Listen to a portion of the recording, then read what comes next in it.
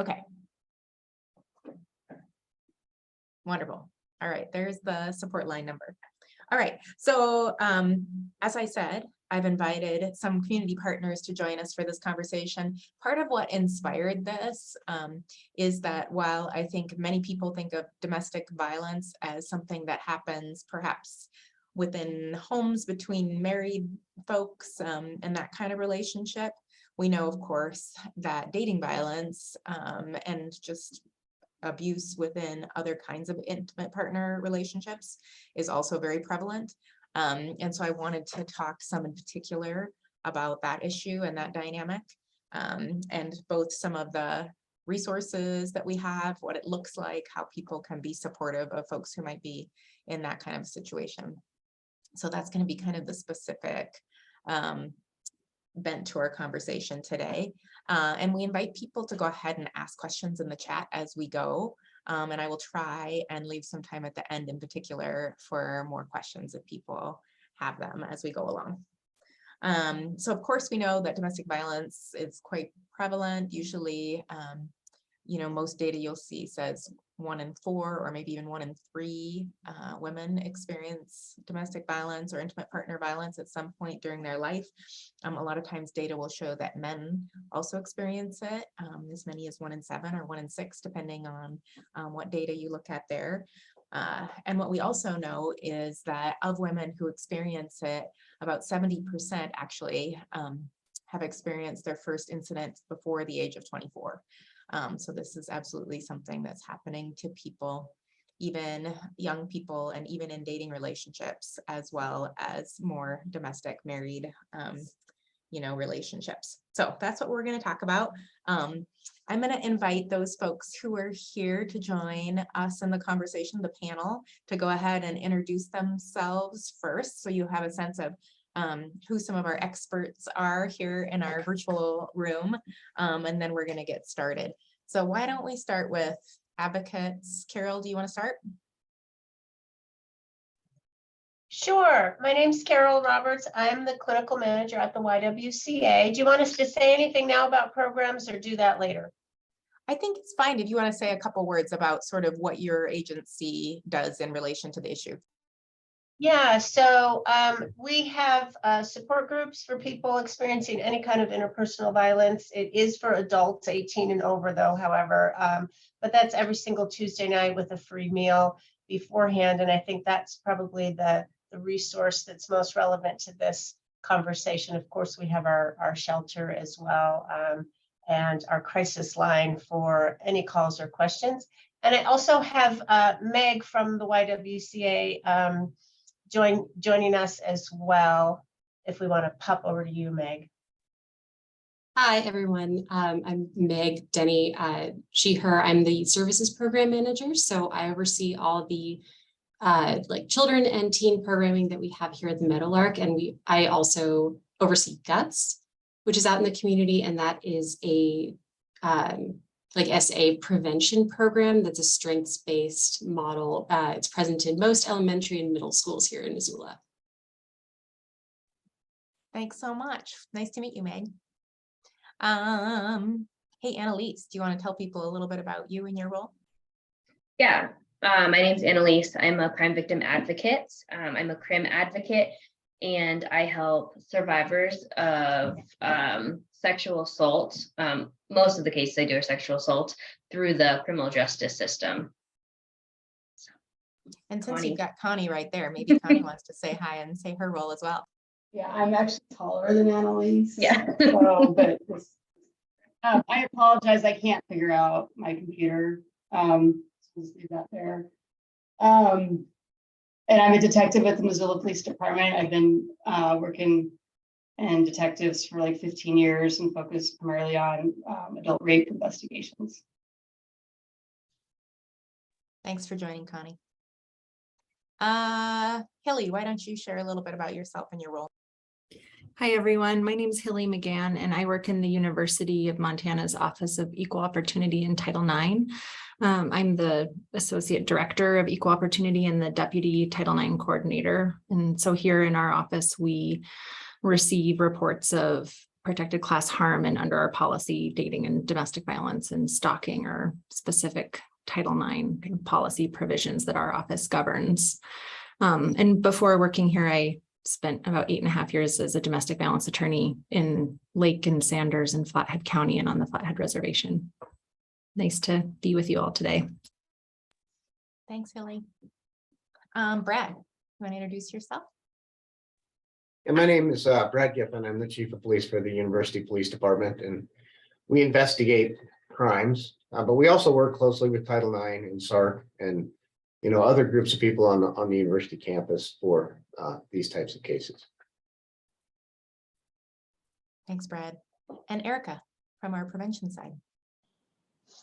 Hi, everyone. My name is Erica Ritzma, and I work for the Missoula City County Health Department doing relationship violence prevention with youth and adults. And I also coordinate the Make Your Move Council. Awesome. Welcome, everyone.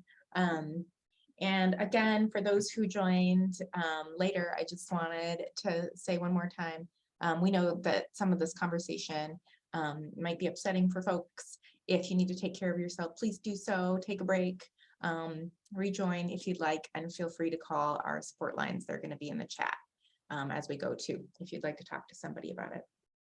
Okay, so let's start by just thinking together about sort of the different kinds of relationships we're talking about. I mentioned earlier that I think when people think of domestic violence, they often think of folks who are in a more permanent, perhaps cohabitation kind of relationship.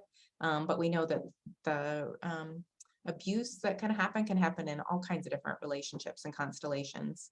And so I wanted to ask our panel members if they could help us describe for our listeners a little bit about, what are some of the things that you have seen that you would say define an abusive relationship, and maybe not even physical violence, but maybe what an abusive relationship looks like that maybe people haven't thought of or wouldn't be the first thing that they thought of to kind of dispel some of those myths.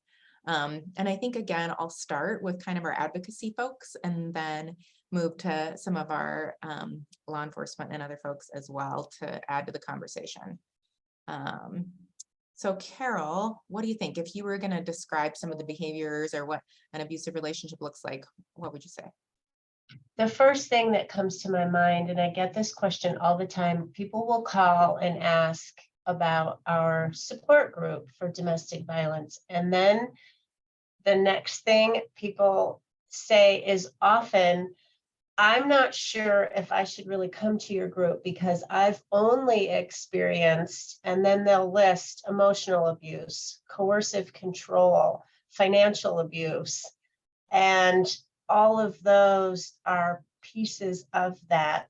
I think because violence is in the word, there's some kind of assumption, whether we, think about it consciously or not, that means physical violence, but violence can take other forms, and maybe if we just don't even kind of use that word as we think about it, but just, is there equality? Is there freedom? Are you empowered? Do you feel safe and healthy and vital in this relationship? And those being like really important factors. Absolutely. Yeah, that was great. I think that's a good opener for sort of the topic more broadly that we're trying to address here. Annalise, do you have anything to add sort of from your perspective in your role as a crime victim advocate that you see in relationships that you feel like people should know? Carol covered a lot of it, but I think, emotional, financial, just socioeconomic, I think a lot of people, compare themselves like, oh, I'm not really, my relationship's not as bad as other people's, but in reality, a lot of emotional and financial types of abuse can, one, either sometimes get worse and start to become physical or any other type. But I mean, there's a lot of, I think also a lot of like guilt and shame. We talk about types of relationships, like feeling like guilty that they're talking about their partner that way, or like shame that they are, but that's also can be a sign of manipulation. And so I think that that's really all I have to add. Because Carol summed it up fairly well. Yeah, thanks. Connie, since you're right there, anything you want to add to that description? Yeah, clearly we worked some of the same cases because those were my thoughts as well, that there is such a high degree of shame. And I think of the dating violence in the context of sex crimes, because that's largely what I do. And clearly there's so much shame that is associated with those types of cases, be it alcohol, drugs that are used to facilitate the crime, the person's own choices, their own engagement, how personal of a topic that is. And I wanted to add too that dating violence and sex crimes and physical abuse and things like that is very targeted. So people, it's calculated. They're choosing a certain type of person because they know that that person may not or will not report, that they can keep their thumb on top of them. Yeah, I think that is really helpful addition to the description. It feels to me oftentimes, and I think many of us in the advocacy world may have described it or heard it described this way, as kind of a system of control over the person, right? So they might be using emotional abuse, they might be using financial control abuse, they might be using lots of different tools that are meant to kind of keep that person under their control. And if those aren't working, I feel like that's when then maybe the violence is happening more. I don't know if that's what other people have seen. Hilly, do you want to add anything? Yeah, I think just hearing Carol describe when somebody says, I don't know if I can come though, because I have only experienced ... I think it's really interesting to dig into why that's so commonly, like who is giving the message that domestic violence is only ... And I think from like a legal perspective, when you look at how the law describes, what we call a domestic violence crime or what our policy here captures at the university, I think that we do give a lot of systemic sort of indications of what we only want to define as domestic violence.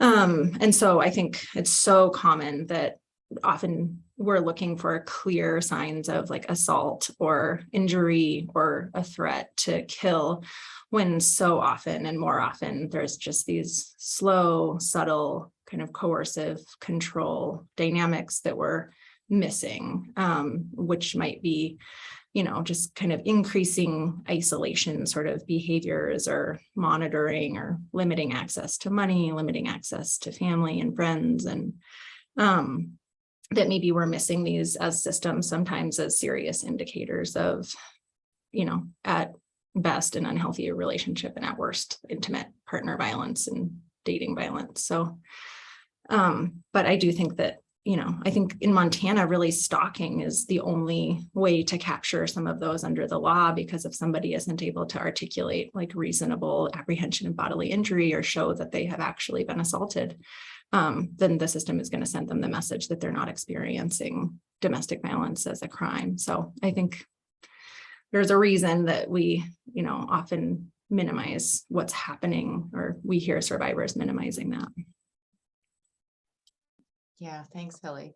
I see that we had a question about whether abuse is more prevalent in relationships where there's economic instability. And I think from my experience, that's true, but I would invite people to speak to that as we go along here too, if it feels relevant. Brad, did you want to add anything to kind of the description that we're building here of the abusive relationships? I think I just add on to what everybody else said. I mean, I think it manifests itself by what at our level, when the police get involved, it's usually there's violence there, but it starts way sooner than that, and it's all about control. And when people start to lose their ability to control in that sense, I think that's when the violence erupts, and that's usually when we get involved. But I think there's times to intervene much sooner than the times that we get involved, if people know what it is that they're looking for, and most of those are controlling traits. following people, like Hilly mentioned, the stalking cases. I think those are relevant to domestic violence, restricting access to family, friends, all those kinds of things are not crimes, but they're controlling. And then they manifest themselves, I think, when the controlling partner starts to lose control, that's when they become violent, and usually when we get involved. Thanks, Brad. I appreciate you kind of moving in that direction. One of the things I was going to ask Erica, as she does more of the prevention work, is if in your work talking about violence and these issues, if you ever share with folks some of those kind of, you know, warning signs in relationships that might be precursors. What do you think? Yeah, definitely. And part of how I was going to answer this question as someone who does prevention is talking about kind of like the social norms that allow this type of violence to happen. And so part of what I do with high school students in particular around healthy relationships and relationship violence is kind of leading them through a series of scenarios and then encouraging them to think about, is this okay? Is it not okay? And what would their personal boundaries be? And then kind of drawing out some of those themes and then kind of tying it all together with like, and then here are the red flags of like things being abusive or really unhealthy. And I was also going to talk a little bit about the role of media and popular culture in normalizing a lot of really unhealthy relationship behavior. It's so hard to watch a romantic comedy as someone who works in this field and just be like, no, that's not okay. Like, that's not romantic, that's stalking. Or like being really persistent isn't romantic, that's crossing someone's boundaries. And I think that also gives us an opportunity to intervene, especially with young people, and to use those as teachable moments with young people to talk about like, yeah, that's not romantic, that's unhealthy, that's abusive.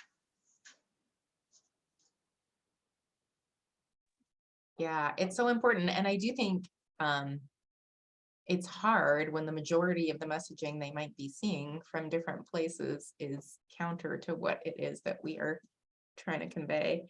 I have a teenager, so I feel like I can attest to it's impossible to try and make sure that she's not getting all of this content. It's really hard. So thanks for that perspective, Erica. I appreciate that. As far as, you know, talking more about, I think the way in which economics kind of influences this, I think, again, it's just one of those, the biggest tools, I think, in a lot of ways, people can use to control somebody else. If one of them has financial resources and the other one doesn't, whatever that relationship looks like, I think it's one of the places where they can really limit their options to help, to, you know, to lots of different things. So thanks for bringing that in, Brian. Yeah. Okay, one of the things I was really hoping to have as a part of our conversation today is really this dynamic of, there's lots of different ways it's used and lots of different things it's called, but cyber abuse, or using technology to really manipulate someone, or as a tool for abuse. And I know here at SARC, we see it more and more with the folks that we are supporting. And so I just wanted to kind of invite people to talk a little bit about what that looks like. And then maybe we'll move on to talking about sort of what could be done about it, and thinking more about the legal side of it and that kind of thing. And I think, again, since this is kind of the pattern I established, I'm going to start with advocates. So Carol, do you want to speak a little bit to how you have seen technology used as a tool for abuse? One of the things I see that I think causes the most anxiety or fear for people is being tracked.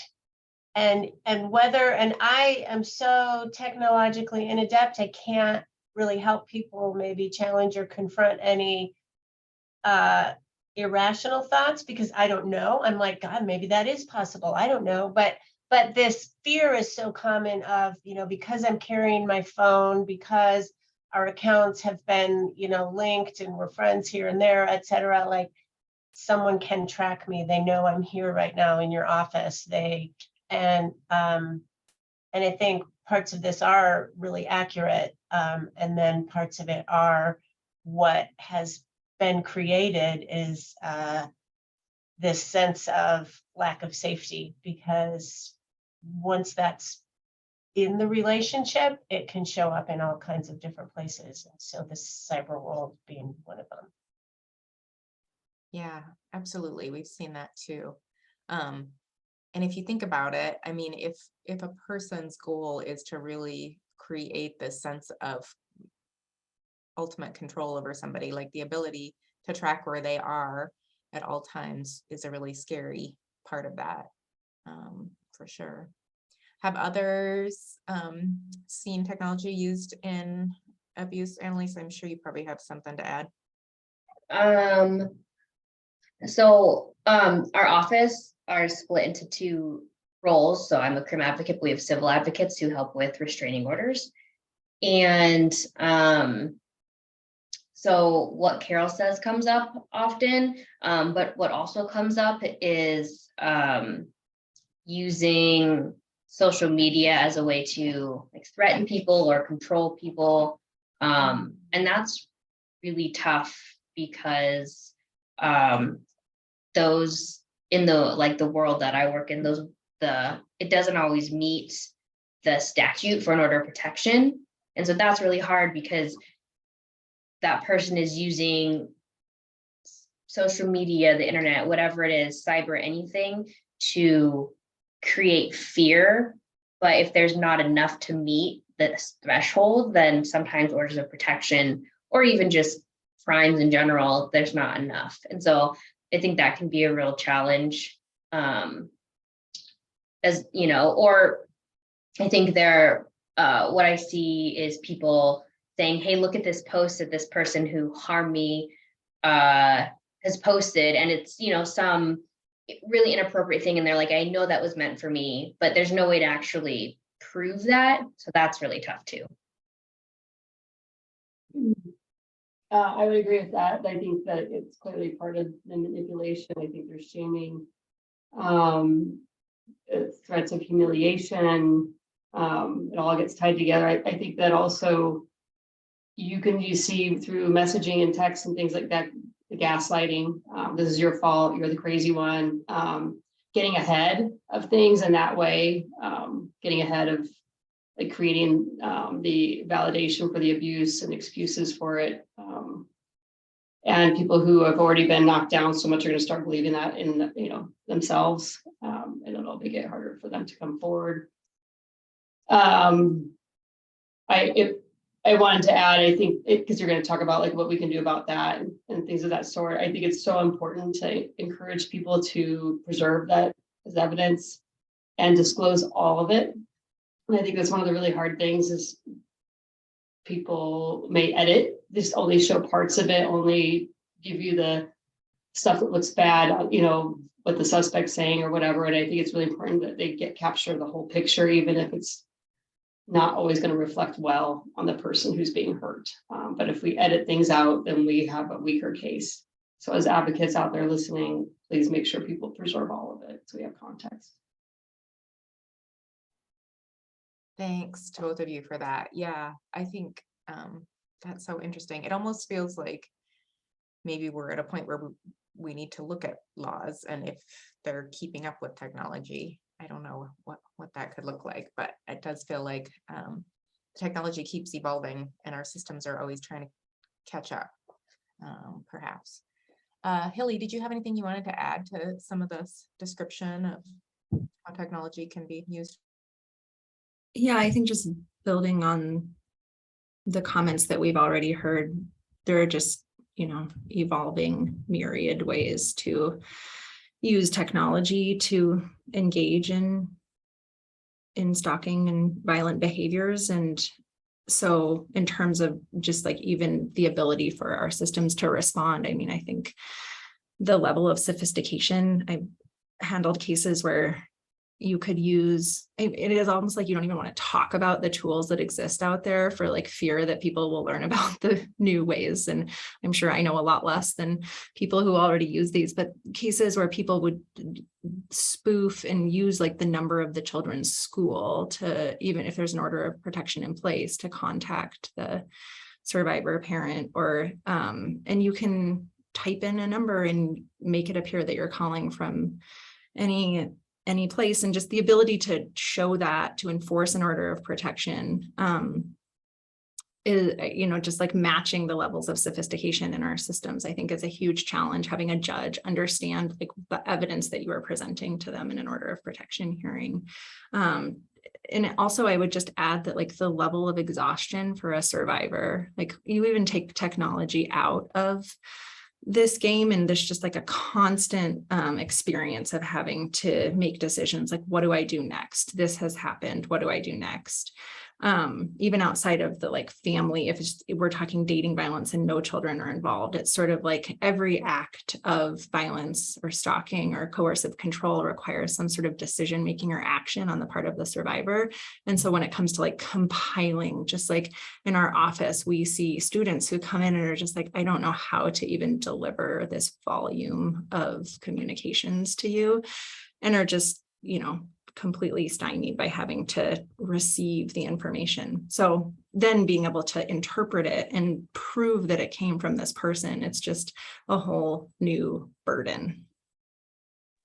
Absolutely. I think, yeah, we see cases where there's just hundreds of texts or emails or messages on social media, or just trying to figure out how to even work with that amount of content. And then you can imagine how it feels to the person receiving those things. Yeah. Brad, do you have anything else to add, especially if you wanted to talk more about sort of what Connie started to address about from a law enforcement perspective, preserving evidence or how to deal with these things?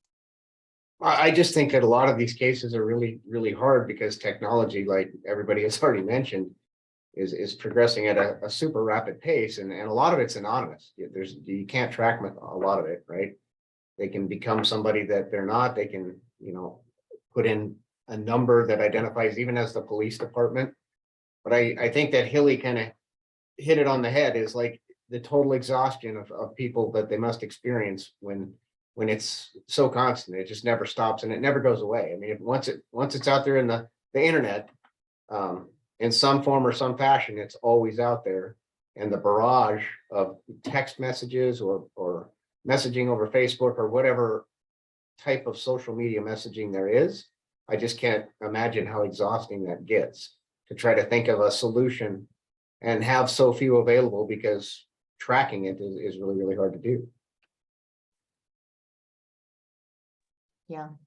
And I guess since we're talking now with law enforcement a little bit, I feel like we should try and be clear. It's so hard because, while we're talking about abuse within relationships and all the different dynamics and the things that go into that, a piece of that, of course, is what is actually illegal and what is not. And so in thinking about, I guess, at what point is it something that somebody could report to you, Brad, and you are like, yes, this is something we can do something about? How do you judge sort of that line? I think it's hard for people. Well, the first thing we look at is there a course of conduct, right? That means an event that's more than just one event or more than just one occurrence. Whether it's by phone, whether it's by electronic messaging, whether it's by following somebody physically, or any combination of those things. If we can develop enough evidence to support, probable cause that somebody's being followed and that there is a course of conduct that's been created that is upsetting to somebody, in violation of the law, then we could start a case. Yeah, that's helpful. And whether that might be, stalking, or it depends on the situation, but okay. So if there's a course of conduct that involves more than one incidents, then that's the point at which you could start building it. Yeah, but I don't want people to just think that we're only going to look at cases if they can bring in a whole bucket of stuff, right? If you've got a situation where you're having or experiencing some kind of stress because of maybe a former relationship or something like that, I still think it's really critically important to report those things, because you don't know what's going to come next, right? The sooner that you report those, the more that we can build on to build a better case. So I don't want to give the impression, and Connie, you can jump in anytime. You do these cases way more than I do, but from my perspective, any call for service that involves that type of activity, even if it's just one event, can be important for an investigation to proceed. So making those reports, and I think a lot of times people just don't report because they don't want to bother the police. This isn't anything that I can do. When in actuality, when you start to document all of the different instances that have occurred or may occur down the line, that's what starts to build a case. Connie? Yeah, I mean, if we're getting into this conversation, it's looking like stalking, which is certainly part of dating violence. It is, it's, that's what I'm doing. We're on. Yeah, everything needs to be reported. And then we get that trail. So it may seem small or insignificant, and that's going to be the advocates that are victims or the people that are being stalked or bouncing these things off of, encouraging them to make that report. And honestly, like encouraging that officer to make sure that they don't minimize it. I mean, I think our officers are doing a pretty good job of seeing the larger picture, but they may, if you are feeling like you're somewhat dismissed or they're not realizing what you're asking them to do, that you recognize it's maybe not the crime of the century, but you're trying to establish a pattern, like maybe just spelling it out to be obvious for them. Thanks. Yeah. And we're going to talk more about that, I think, towards the end when we're talking about how to support somebody and the different steps they can take. But I appreciate you trying to help us define it a little bit. Erica, did you want to add anything in this conversation about sort of technology and abuse? Yeah, definitely. First, I wanted to say, Hilly, what you said about not wanting to like talk about some of the stuff because to like not spread or give ideas to people definitely resonated with me. One of the things that I talk about with high school students is sexting, and especially when it's non-consensual.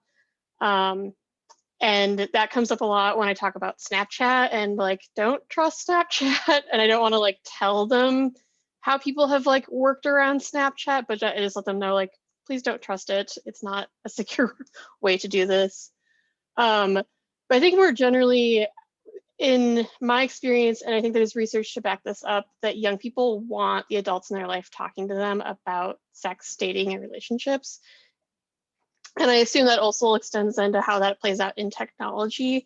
And I think I've seen that in the high school presentations that I do, that when we approach those conversations with an open mind and we're not judgmental, and we listen to youth about how they see technology playing a role in their life, we can have really productive conversations about how to have good boundaries around technology, and to like think critically about how technology plays out in our relationships.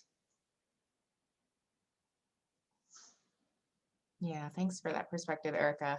I know, I mean, we are just barely kind of touching the surface of all the different ways in which abuse happens and technology is used as a tool. I mean, certainly revenge porn and so many other things that could fall into this category. But I appreciate, Erica, from your perspective, like that view of let's talk about this early and often with kids and young people, and thinking about not just individual behaviors, but sort of the attitudes and beliefs behind them, right? So yeah, thanks for that.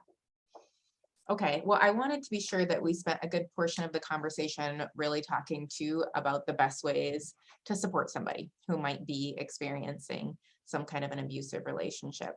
And so I wanted to glean some of your wisdom as all of our experts in community, as we are, especially at SARC, working with advocates and interns and helping new people understand how to be part of the support system. What kind of things do you like to tell people about the best ways to support somebody who might be in a violent relationship or an abusive relationship? And again, I'm going to go ahead and just start with Carol and then move around. I think one of the things that has been said in this conversation is that some people haven't seen what can be safe and possible in a really positive relationship. It hasn't been modeled. They're not seeing it in media and popular culture. And so information is a piece of that, but a more important piece, when somebody's coming to us because they have been harmed or are experiencing stress or fear or anxiety in their relationship, is really starting from this place of believing and listening and just trying to understand, because if I have any professional knowledge, that doesn't really matter. That's not what somebody is needing from me.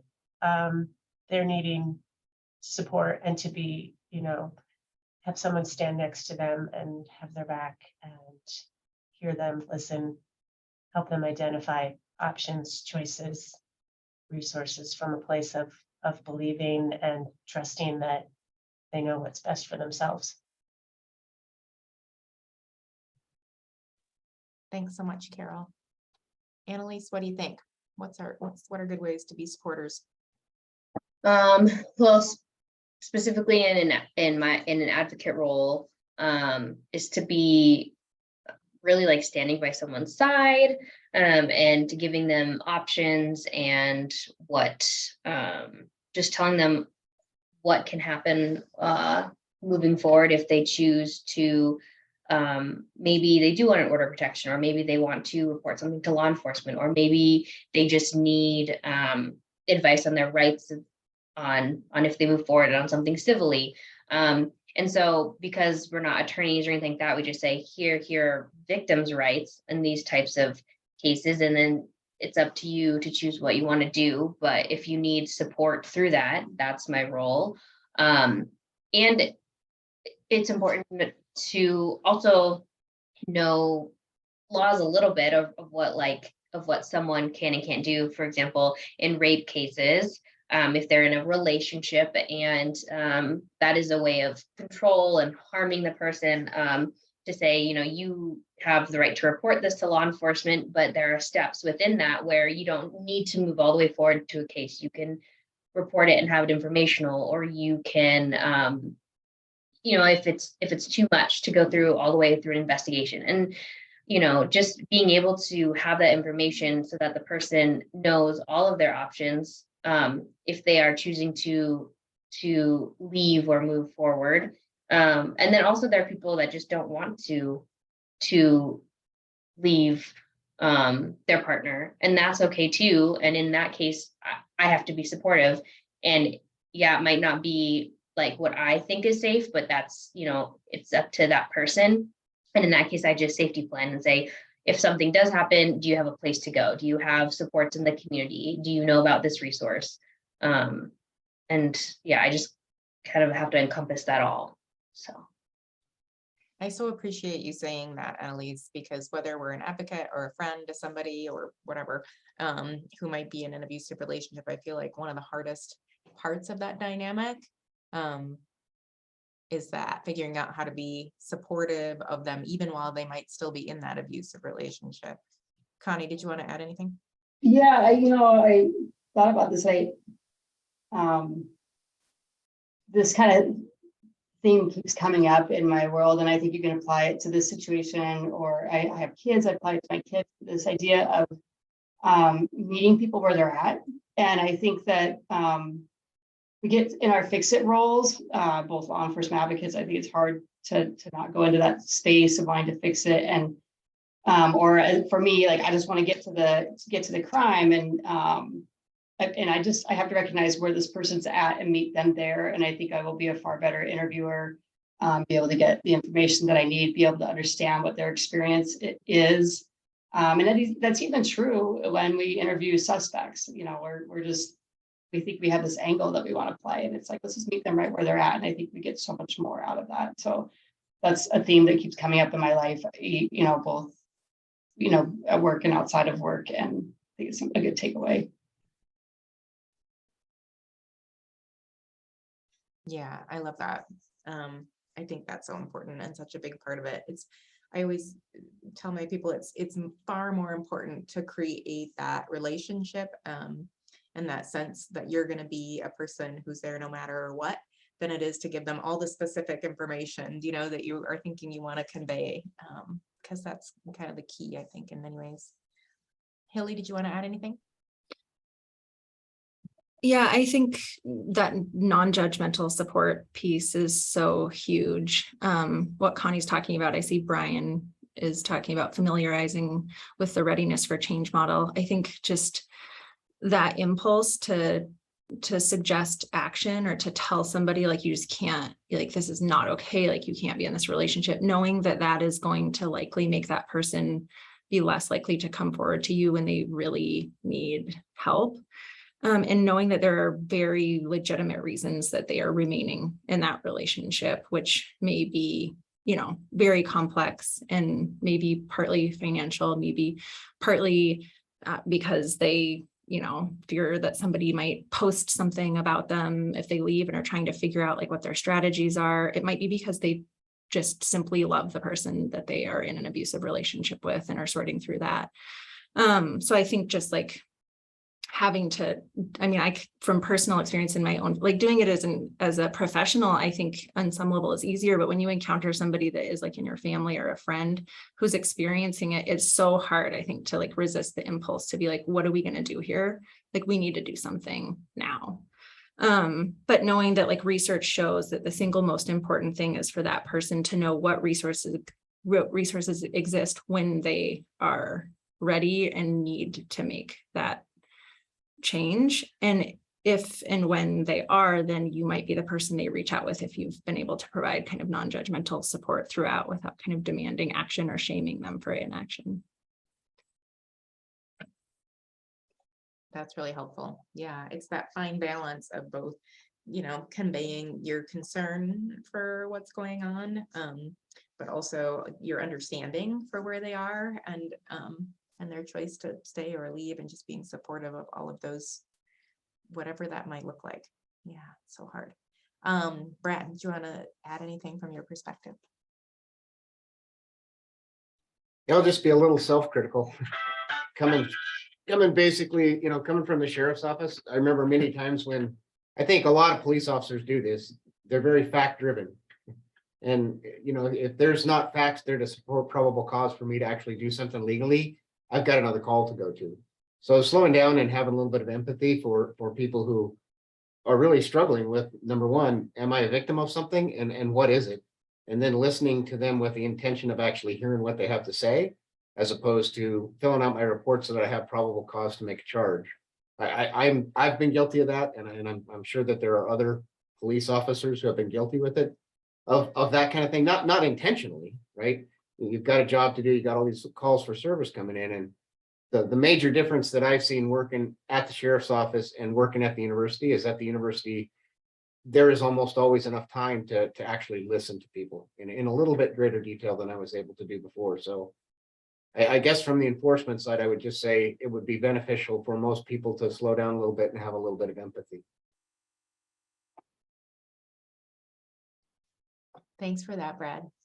I will say, in my experience, you have always been very open to having conversations about what may or may not be a crime and what we could or couldn't do about it. So I appreciate that. Erica, did you want to add anything from your side? Sure. And especially someone who, like, you know, I'm not an advocate, I'm not part of law enforcement, I'm not a forensic interviewer. And for other people who are in my kind of role where we might, because of the work we do, we might get disclosures, I think it's really important to like understand what our role is and to make sure we're not like stepping into other people's roles when it's not appropriate. And that like if someone discloses to me, it's not my job to investigate. My job is to provide them with options and help them choose what's right for them. And in fact, if I like start trying to dig for the facts, like I might be re-traumatizing someone unnecessarily, when really the person they need to get to share that story with is a forensic nurse or someone else. So that's part of how I thought about this. And then if it's okay with you, I also want to talk a little bit about not how to support a survivor, but what to do if you know someone who's causing harm. Would it be okay to talk about that a little bit? Absolutely. That's a great conversation. And I want to be careful that, like, you know, ultimately it's really important that people are safe. And I'm definitely not encouraging people to intervene when it is not safe to intervene. And also kind of tying back to that social norm piece, I think there is opportunities for people to be positive bystanders, especially with some of those like early warning signs. to let your friend know, like, hey, that's not okay. Like, for example, I would love to see more people let other people know, hey, don't forward nudes to me. That's not okay. To kind of change the social norm that where these behaviors aren't acceptable anymore.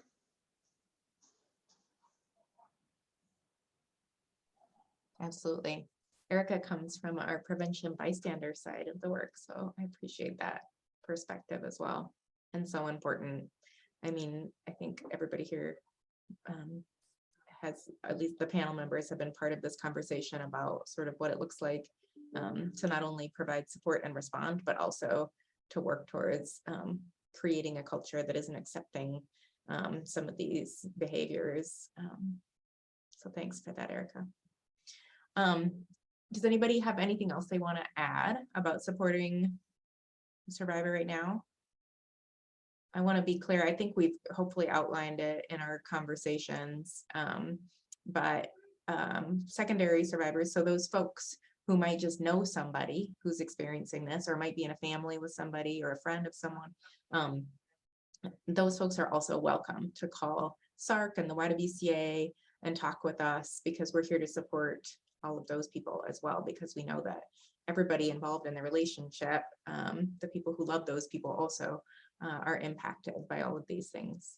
And so we're here to talk to if you know anyone who might have experienced something like that and you just want to talk it through with somebody and figure out a good strategy to support that person. Yeah. Okay, well, I wanted to leave a little bit of time as well for questions. Brian Reed has been an active participant. Brian, do you have any questions for our panel? What do you think? I was just going to say, I think based on Erica's comment about interventions with would-be perpetrators, or is that's the piece where I'm really excited about the new peace project that we have going on, and that one of the elements was, I think, how to involve more men or male identified students in this process, because I've been a part of those processes in the past, and, and things like bystander intervention or interrupting rape myths on campus. And then also sort of workshops on empathy are so powerful. And I think they can be really effective when done well. And they can also be terrible if done not well. And so I think that's a piece I'm really excited about, is sort of engaging, I think, particularly cisgendered men as helpers or allies in the movement more than I think we might have in the past. Yes, thanks for that, Brian. We are very excited. And I think a lot of folks know, but we'll be hiring another person to work here on campus, and hopefully partnering with community members as well to work more on prevention. And the different pieces of that will be both working to sort of increase our capacity to work with others across campus and in community to do that prevention work. Also working to engage more men in the prevention work, as Brian is getting at, and then especially looking to it, like, how can we provide more specialized and tailored content and outreach to some of those communities that we know might be marginalized communities, might be communities that are experiencing a higher level of violence and that kind of thing. And we want to be able to really support them more fully. And so that'll be a piece of it too. Working more closely, hopefully, with our law enforcement partners. And then a big piece of it will be sending a group of folks from Missoula to get some national level training, along with all the other campuses that are a part of the Office of Violence Against Women campus grants. So hopefully we'll be getting some of that best practice training and bringing it back here to Missoula. So it's very exciting. Thanks, Brian. Okay, others, were there other questions about either our conversation about what violence looks like, good ways to respond? Anything else? Okay. I think one of the things that is great about the Missoula community is that we do have this really strong network, and some of those folks are represented here today. And there are lots of others as well who are working together and communicating on a regular basis, and working on really strong referral network And we're really lucky to have that system of support of so many great folks working in these areas. One of the things that we're going to do is go ahead and follow up with an email to folks, and this recording will also be available on our website. So if this is content that you feel like any of your folks in your different agencies can benefit from, please go ahead and use it freely to share this information. And so, you know, we can continue to kind of grow our knowledge and collaboration and our work together. Yeah, to both support survivors and to do prevention work.